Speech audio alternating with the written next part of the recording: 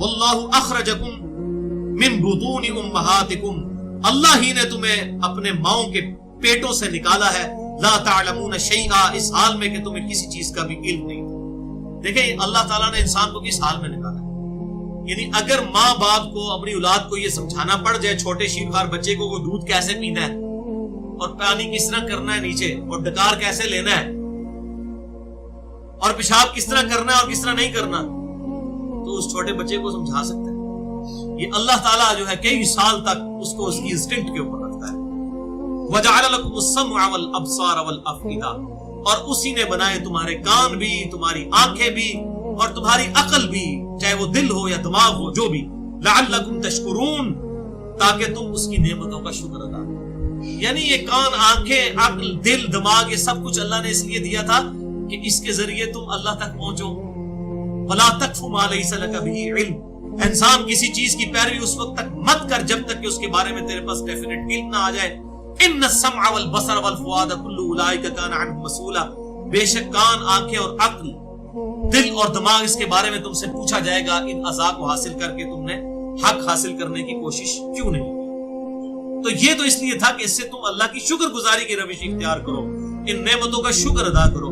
इसमें वो हदीस भी याद कर लें जो सही बुखारी में है, किताबुर रिकाब चैप्टर में, कि आप सल्लल्लाहु अलैहि वसल्लम ने इरशाद फरमाया, इंटरनेशनल नंबर के मुताबिक 6502 नंबर हदीस है, कि कोई शख्स भी मेरा कुर्ब हासिल नहीं कर सकता मगर फराइज में इस्तकामत के जरिए, और नवाफिल की वजह से वो मेरे इतना करीब आ जाता है कि मैं उसके हाथ बन जाता हूं जिससे वो पकड़ता है, मैं उसके पांव बन जाता हूं जिससे वो चलता है, मैं उसकी आंखें बन जाता हूं जिससे वो देखता है, मैं उसके कान बन जाता हूं जिससे वो सुनता है, और जब कभी फिर मुझसे वो दुआ करता है अपने दुश्मन के अगेंस्ट में उसकी दुआ कबूल करता हूं, और जब वो किसी के अगेंस्ट मुझसे पनाह तलब करता है तो मैं उसे पनाह अता फरमाता हूं। तो ये आंखें, कान, दिल, दिमाग, हाथ, पांव, सारी चीजें अल्लाह की याद में जिसकी लग जाए तो वो है कामयाब मुमिन। अलम यरौ इला तैरी मुसख्खरातिन फी जव्विस समा, क्या उन्होंने परिंदे नहीं देखे आसमानों के अंदर कितने मुती होकर, फर्माबरदार होकर उड़ रहे हैं आसमान की फिजाओं में।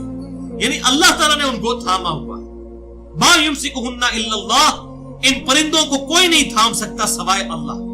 यानी अल्लाह ने यह हवा के अंदर उछाल की कुव्वत, फोर्स ऑफ बॉयंसी रखी है जिसकी वजह से ये परिंदे उड़ते हैं। अगर ये उछाल की कुव्वत खत्म हो जाती, परिंदे भी गिर जाएं, हमारे जहाज भी, एरोप्लेन भी नीचे गिर जाए।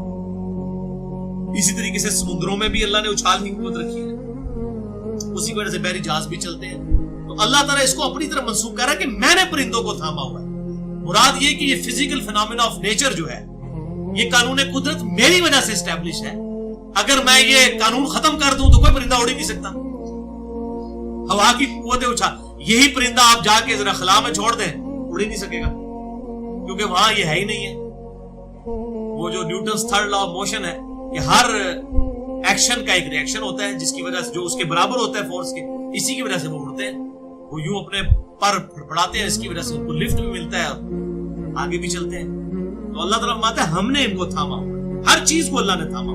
फी ज़ालिका इन्न फी ज़ालिका लआयातिन लिक़ौमी युमिनून, बेशक इसके अंदर निशानियां हैं अल्लाह ताला की तरफ से उन लोगों के लिए जो बात मानना चाहे। ये युमिनून का मतलब ये नहीं है कि जो मोमिन है, जो बात मानना चाहे, जो मानेगा वही मोमिन होता है, लेकिन इसका लफ्जी तर्जुमा लें कि इसके अंदर निशानियां उनके लिए जो बात कबूल करना चाहिए। अब जो सोया हुआ है उसको नहीं आप जगा सकते। अगर वो आंखें बंद करके लेटा हुआ है, उस पर नींद नहीं है, सिर्फ मकरा बन के लेटा है। जो बेचारा सोया हुआ है वो जगाया जा सकता है, और जो आंखें बंद करके मकरा बन के लेटा हुआ है वो बात मानना ही नहीं चाहता, उसने उठने की नीयत ही नहीं, आप उसको ला के लाएं, वो तो पहले ही जाग रहा है, वो नहीं उठेगा। तो इसके अंदर निशानियां उनके लिए जो बात मानना चाहे। वल्लाहु जअल लकुम मिन बुयूतिकुम सकना, और वही अल्लाह है जिसने अपने फजलो करम से तुम्हारे लिए घरों में सुकून रखा है। यानी घर के अंदर इंसान जाता है, सुकून आ जाता है, ये अल्लाह ताला ने घर दिए, वरना एक रात कभी फुटपाथ पे गुजारनी पड़े तो लग पता जाता है। हकीकत बात है, घर से बाहर रात गुजारनी पड़े, जैसे घर के अंदर आते हैं, चाहे रात के आखिरी पैर में पहुंचे, सुकून आ जाता है। वजअल लकुम मिन जुलूदिल अनआम, और बनाए हैं उसने तुम्हारे लिए जानवरों के चमड़े। जुलूदिल अनआमी बुयूता, اور ان چمڑوں کے ساتھ بھی تم گھر بناتے ہو، یعنی خیمے. چمڑوں کے ذریعے خیمے بنائے جاتے تھے. اونٹ کا چمڑا کافی بڑا ہوتا ہے، گائے کا، اس کے ذریعے اگلے وقتوں میں چمڑے کے خیمے بنائے جاتے تھے. اب بھی بنتے ہیں. چمڑا سارا، چاہے جوتیوں کا چمڑا ہو یا یہ لیدر جیکٹس ہو، جتنی چیزیں ظاہر ہے کہ وہ جانوروں کی کھال سے بنتی ہیں. تو اللہ تعالیٰ مانتا ہے اس کے بھی تم گھر بناتے ہو. تخفونها یوم ظعنکم و یوم اقامتکم، اور یہ وہ ہلکا گھر ہے جو تم پاتے ہو سفر میں بھی اور اقامت کے دنوں کے اندر بھی. یعنی تم نے اگر کہیں سفر پہ جانا ہو تو پورا مکان تو ساتھ نہیں اٹھا کے لے جا سکتے، یہ خیمے اٹھا کے لے جاتے ہو. یہ پورٹیبل ہے، کتنا ہلکا سامان ہے. اب دیکھیں کس لیول پہ اللہ تعالیٰ جا کے اپنی چیزیں گنوا رہا ہے. قدرت کی نشانی ہے. یہ خیمے اٹھا کے جو تم لے جاتے ہو، یہ ہلکے نہ ہوتے تو تم پورا مکان تو اٹھا کے نہیں لے کے جا سکتے اپنے ساتھ سفر میں.